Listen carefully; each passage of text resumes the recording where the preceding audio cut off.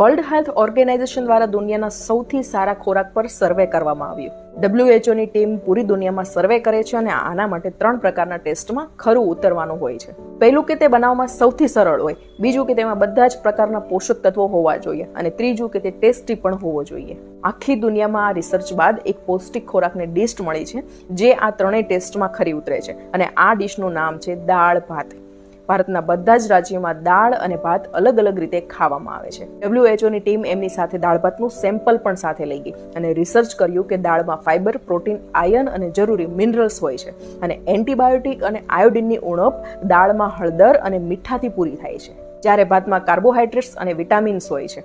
છેલ્લે એવું તારણ નીકળ્યું કે દાળ ભાત, સલાડ અને શાક સાથે જો ખાવામાં આવે તો તે દુનિયાનો બેસ્ટ ખોરાક બની જાય છે. આ એકમાત્ર એવો ખોરાક છે કે જેની કોઈ સાઈડ ઇફેક્ટ નથી. દાળ ભાત ખૂબ ઓછા સમયમાં અને ઓછા ખર્ચમાં તૈયાર થતો પૌષ્ટિક ખોરાક છે. તમે આ રિસર્ચથી કેટલા સહેમત છો એ કમેન્ટ કરીને જરૂરથી જણાવજો.